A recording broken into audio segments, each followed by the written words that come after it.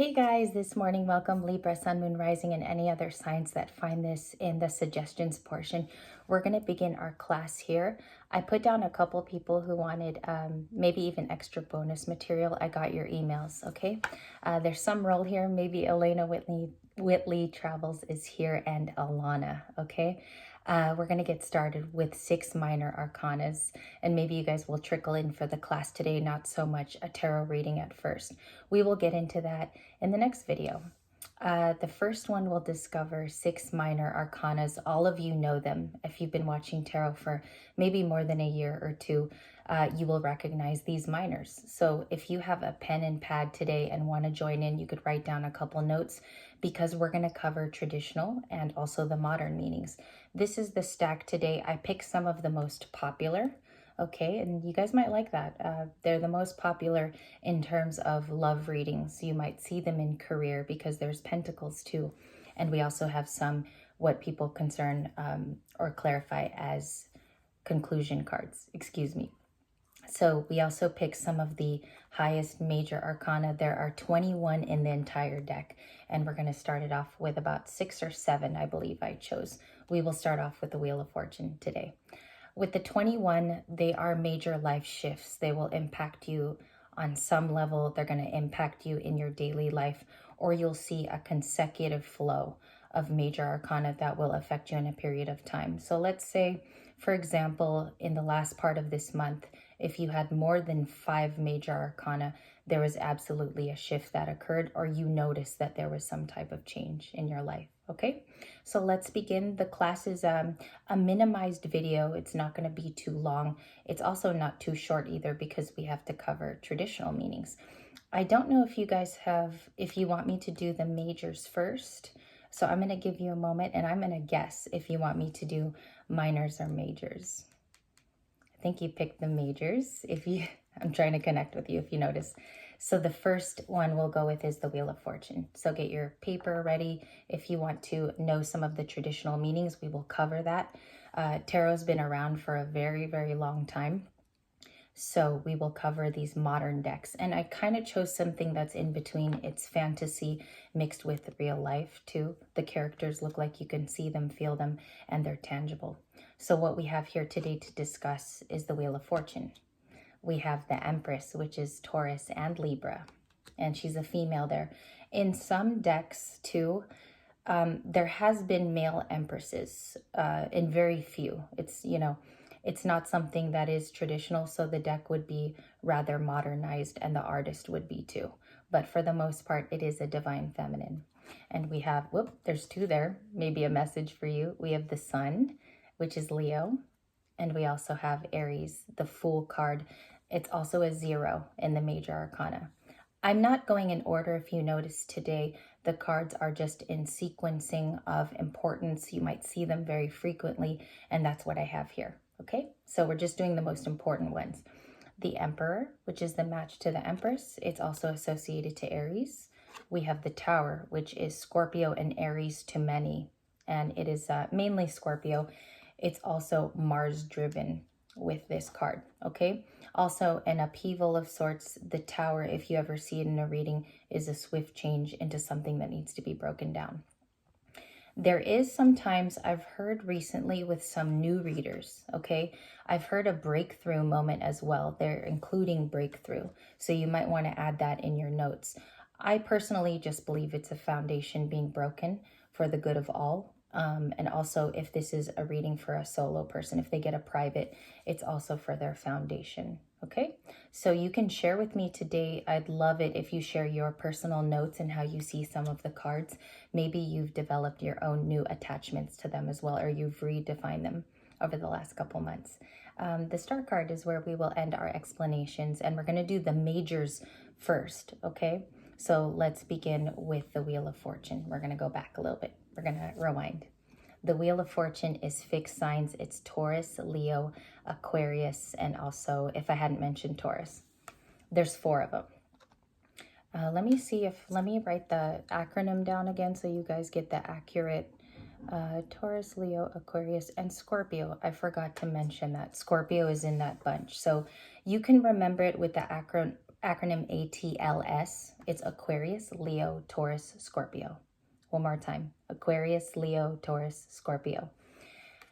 The reason why, and I've read a few things about why those signs have been given this card, is because they adhere to family, sheltering.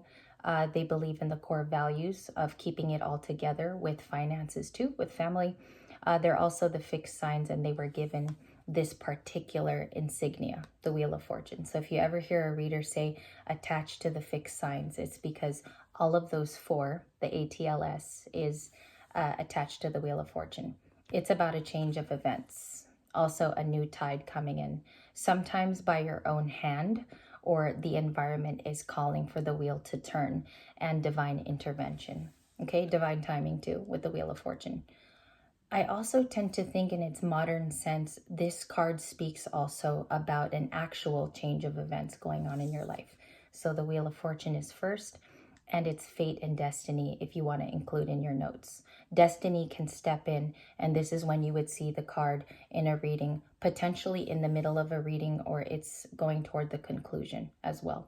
But it doesn't stop it from being at the beginning of a reading too. It can also be a sign of your faith. The Wheel of Fortune is kind of a magnificent card in that sense because it has multiple meanings, okay? And we'll further discuss this in the future. We have a lot of cards to get to. I just wanted you guys to write down the primary meanings today, Wheel of Fortune. And also the bottom of this video in the comments, I might add things as I go along so you guys can write more. We have the star. Let's do this one next. The star is belonging to Aquarius, your fellow air sign. Your other fellow air sign is Gemini. So how you can remember that in acronyms is Libra, Gemini, Aquarius, LGA. Okay? The star card speaks of somebody who is hope. Okay? They embody hope. There's also healing here, a very enlightened one. This person can be ultra talented in the modern version of explaining things. They can have skills that make them the star. Okay? Some of you also might feel like readers use this, or they explain it in a reading as somebody who is technically a star. So this is someone with recognition. They could have a place at their job that's rather they're well known for. So as we continue, it has an upbeat sense to it too. The star is very much what you want to see in a reading if you want a positive affirmation.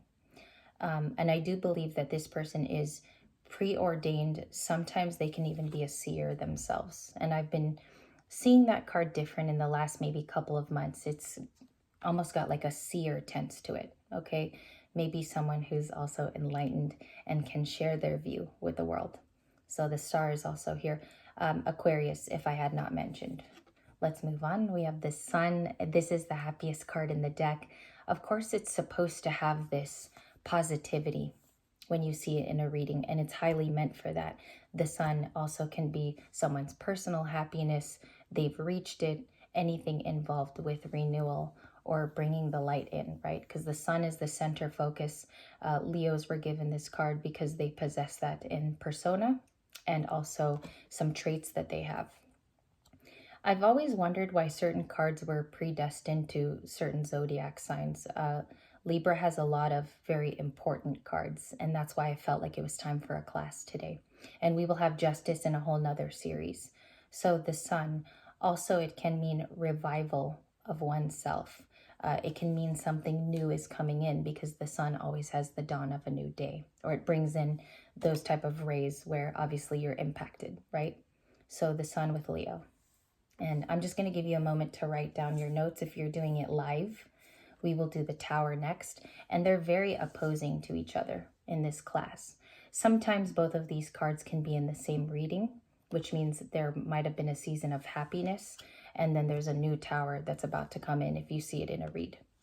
The tower is Mars. Mars is very ruthless, sometimes unforgiving. It's very much this chaotic energy when you think of Mars. So as you see here, and I picked one with kind of Mars energy in the reds and the oranges. This one, if you notice, the foundation is turning, there's kind of a green essence at the bottom of the tower as the steeple is falling. And so we want to see here with the tower card why it's been given such a stance. When I first started reading, I was afraid of the tower, actually. And over time, I've learned to love it because they are meant to happen. And I want you to include that in your notes. The Tower happening in a reading is fulfilling a stage. It's also setting a new beginning, what I like to think after a Tower hits. So Mars energy, in the recent years, also Aries has been associated to this card, more and more recent, maybe the last 20 years, I would say, with Scorpio. And it is about a foundational breakdown, okay? Or something will be happening that causes swift change. I also read in one of the tarot books last night, it's associated to any type of destruction, the breakdown of something, and chaos. So the Tower is here, and those are the notes for the Tower. I might add more too as the days go along, and I'll put it in the notes below this video, okay? So let's see, what are your favorite major arcana so far? I think you picked the Sun and the Star. And you might be seeing those in your personal readings lately too. We have the Emperor. I have to hold up another card in this tarot class because these are the true divine match to each other. So the Empress needs her partner, which would be the Emperor, and it is Aries. I'm going to put this one down because we'll get to her individually. This card speaks about control. It speaks about somebody who is willing to be in control.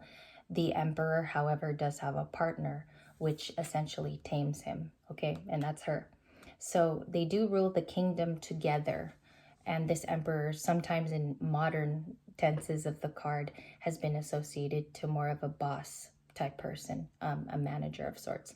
They are also the literal father of the tarot. They might have a couple of kids because he is a father, okay, in the 78 card tarot deck. Here he has the Triton amazing wand there where the 3 points are, right? Which shows he's a leader. And the Emperor is also that. He has taken on the role of a leader, maybe within family. It's also the perfect partner to the Empress. So whenever you see them both in a reading, it is a very good omen for the Emperor. I don't want to say superbly controlling. This is somebody who has an empire to uphold.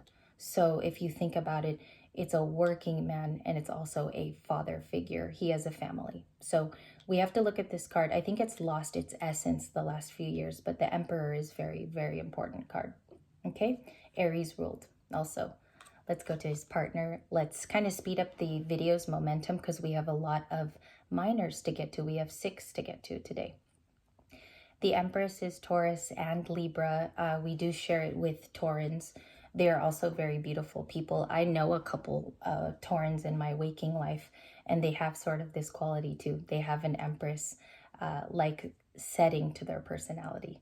So we see with the Empress, and I'm going to show you the technical things that are in this picture. It's almost like she is a privileged lady in the Empress card. They're all depicted different, and she has a conch shell there. I picked the most ornate one to show you today because she is a darling figure when you see her in a read. She's also the mother of the tarot, appropriately along with the Emperor. And she has the ability to be a creator. She's usually pregnant in most of the cards. And as you see here, she is either birthing a project. Sometimes it can be in the modern world, a business as well. So she's creating something. She has productivity to her. You can include that in your notes. Very divine individual, the Empress, without even saying. And also she can be seen as 4 queens rolled into one. Queen of Pentacles, Queen of Wands, the beautiful Queen of Cups, and also the Queen of Swords. She's all of them in a sense. Personality-wise, I would say. So those 4 characteristics, they're rolled into one being, which becomes the Empress. Okay? This is the quick way of explaining it. We might have a more detailed one. I might even pull up a whiteboard in the future so I can share more notes. Okay, this is just preliminary, just so you get reframed on some of the cards. I'd like you to share too today, if you guys could write me below, include your favorite major arcanas, okay? And let me know what your favorite minors are too. That way I get to know maybe even how you watch tarot. You can include a mini story. And we also have Aries, which is the Fool. It is 0. And I know you can't, can you guys see the little 0 at the bottom? I want to see if it'll focus. Maybe not. In this Fool card, I love the depiction because she is starting to walk in the Mermaid Tarot. All of these first preliminary cards were from there. I'm also going to credit the Mermaid Tarot and give you all the information today in case you want the decks yourself. This is about getting out of the water, learning to walk. It is the first beginning steps after the risk has been taken. It's also known as the leap of faith card.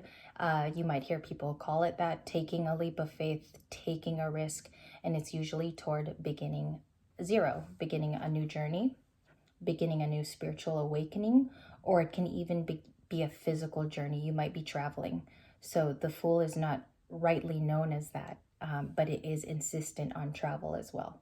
The knapsack in this, against the traditional Rider-Waite, is off to the side. It's almost waiting for her to grab. So there is a journey aspect, of course, to the Fool card. And we're going to end it there for the majors. Okay, that was the round out is the Tower, the Star, the Fool, the Wheel of Fortune, the Emperor, the Empress, and the Sun. That's what we covered today. So you can check your notes right now if you were writing them, and that's what we had. So for your minor, let's go to the minors. These are maybe some of the most often ones you will see, or the most frequently drawn in a tarot story, or maybe even the most popular at this time for you. We have the Knight of Cups. We have the Four of Pentacles from the Light Seers. I mixed them up due to artwork, just to let you guys know. So you have a variance of things to look at. The Nine of Cups, that's up next. Nine of Cups, beautiful Nine of Cups. I think this is my favorite storytelling version of the Nine of Cups and the depiction. Okay, we have the Five of Pentacles, which is Taurus, Virgo, and Capricorn. The acronym you can remember for that, and I'm just writing it so it's correct. Taurus, Virgo is TVC. You can remember any Pentacles card with TVC, which means Taurus, Virgo, Capricorn. It's an easy way to make associations to the cards. Okay, and then for Cups, which is Scorpio, Pisces, and Cancer, or Cancer, Pisces, Scorpio, they are the Cups ruled. Okay, so you can write that down too. Acronym for that is CPS, Cancer, Pisces, Scorpio. I just had to visually see it because I might misspeak. So we have the Queen of Pentacles we'll also briefly describe here, and the Three of Cups in today's tarot class. One of my favorite minors, and I think some of you also like the Three of Cups. Okay, so in total there are 6 in this division of the minor arcana. And if you're still with me, we're going to rapidly do it with modern feelings and traditions. So I'll give you a moment to catch up here for a second, and we'll start with the Queen of Pentacles. This is also known as Taurus, Virgo, Capricorn, TVC, like I said, because it's a Pentacles card. It's also associated to Capricorn mainly because it is actually their card, the Queen of Pentacles. Any Capricorn, Capricorn moon, sun, or rising. She is a nurturer. She's very loving. And out of the 4 queens, which I mentioned earlier with the Empress, she's probably the one that will most be giving. Okay, because she has the pentacle to offer, which is very, very round there, very huge. She will probably be the most caring next to the Queen of Cups. Okay, she's also seen, if we were to talk about how this person is actually viewed by people, the Queen of Pentacles is not only resourceful with her payment or her funds, she's also someone very willing to give that as well. So I want you to remember that about the Queen of Pentacles. Also can be viewed as a soft individual. Alrighty, you might hear people describe her that way too, other readers as well. The Nine of Cups is next. I told you guys the acronym for this is CPS, Cancer, Pisces, Scorpio. They are the water bearers, right? Or Aquarius is the water bearer, but they're water signs. And so with this card, it is about emotions. Any Cups card is emotions. So here with this technical meaning, the Nine of Cups is content. Those are some of the things you could write down right now. Content, sometimes a single person, because we see a single individual here. You see that the heart is almost overwhelmed with these 9 cups. And that leads me to say this other meaning, the clinical meaning of the card is wish fulfillment, because this person feels so much vibrant energy with the 9 of Cups. Also, if you've seen the 9 of Cups in recent Libra reads in our channel, maybe in others too, The Nine of Cups is about somebody who feels self-fulfilled. They're keeping it up on their own and sometimes self-empowered too. Okay, but we can become too content here, which is why you have to go to the Ten of Cups to follow your destiny, your happiness, maybe even here your family, because the Ten of Cups covers family too. Okay, beautiful resonation. Maybe Nine of Cups even spoke to you today as a person.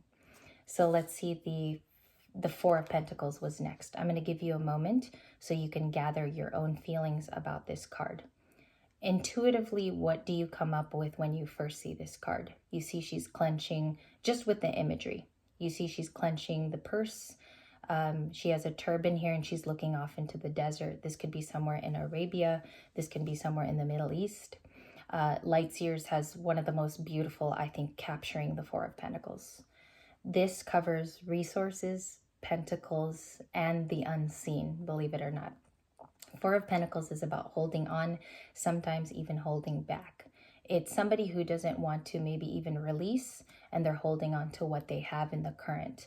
I would say the best descriptor of this card is someone holding on, okay? Maybe to the past circumstances or even the current. This is one of the cards that has multiple meanings. I would say maybe up to 9 different meanings, and you can interpret it in a reading as a clue card. It can be a hint. These are the type of minors that you have to actually ask in your personal situation, what they mean for you, okay? So for instance, let's say, okay, hypothetically, there may have been a breakup, okay? Let's use that as the template for this explanation. If you see this as the first beginning cards out, let's say the Empress came first, then the Four of Pentacles. You have either a Taurus or Libran in the story, right? Doesn't have to be just an Empress. And it means that that person could be holding on, or a person in their energy is. Okay? And I'm sure you already knew that, but I'm just giving you the technical meanings of the cards as we begin. Five of Pentacles, this is the card after, okay? So essentially they're in sequence. The Four of Pentacles has to happen, then we go to the Five. This person has been left out. There's been loss or change. The Five of Pentacles sometimes speaks of physical losing of money, finances being either lessened here or taken away. Sometimes I like to think I see this in readings where someone has missed out on an inheritance. Someone has been either left out in the cold by a lover, and there's also been a death in the family or something really, really hard here where the person's had to endure it for the last year or so of their life. So the Five of Pentacles is about any loss, okay? We will deeper go into these minors in the future. This is just the first class out ever that I think I did a class last summer, but it was live. And this would be the second one actually. And Five of Pentacles would be, give me the answer for that. If we have a Pentacles card, we have Taurus, Virgo, Capricorn. TBC. Okay. The acronyms are very easy to remember, and I think I'm going to list them today. That way you guys could further see the breakdown of Cancer, Scorpio, Pisces, Gemini, Libra, Aquarius, Taurus, Virgo, Capricorn, and Aries, Leo, Sag. If you remember the order, you can watch tarot a lot quicker and faster as well, because you'll know the signs by heart. Okay, and we're going to put these back in the light seers. We covered 4 already. We have 2 left in today's video. It'll probably be about a 27-minute video today. We have the Three of Cups. We have also here with the cup signs, we have Cancer, Scorpio, Pisces, because we get the cups returning here, emotions. And it is a gatherings ultimately card. It brings 2 or more people together. Okay, usually it's 3 or more because we have the Three of Cups. And it is about festivities, getting together with friends. Three of Cups is about family too. These could be your cousins. They could also be your best girlfriends, best guy friends, okay? There is no gender in tarot. You just have to flip the energy and how it resonates for you too. Resonation is huge. So never make a story fit also, and never make the story try to be yours, because you will mess up the entire reading and then it won't become your reading at the end. So the Knight of Cups, and I'm going to hurry up here because this will be a long upload. The Knight of Cups is about romance. It's about somebody coming in with feelings. This person longs to change sometimes the circumstance of romance, and they come in as the slowest knight. Okay, the Knight of Cups next to the Knight of Pentacles. I get varying research from the Knight of Cups. I want to mention sometimes he's depicted as slow because it's romance and he's taking time to think about things. Okay, so that's kind of what inhibits him from making faster moves. The Knight of Cups is about emotions again, I wanted to cover. And it is about this beautiful love story that's about to happen if this person takes on free will. So that's basically what the Knight of Cups is. It's also attached, I read somewhere about longing and admiration last night about the Knight of Cups. So you might want to add that to your modernized notes of the Knight of Cups today. Okay, and I think he's one that I'll put in my descriptor too below the video. That is something that I want to go deeper into because I just read new things about it last night. So that was the tarot class. Thank you, Elena. Also, happy birthday. I hope you're watching. Happy birthday today. She's a Sagittarius that is on the channel. And I wanted to say hi to Alana, a few other people that actually asked for this class to be public. Thank you so very much. Karen was one of them, and Michelle. So I wanted to thank you for making this happen. I was never planning on doing another public class, but there was a resounding expression of doing a new one. So I do want to thank you. You guys will have a tarot story today too, live. I think I'm going to do Aquarius. I'm kind of tempted to do another air sign today. Thank you so much for your time. And this was your tarot class, the first one out.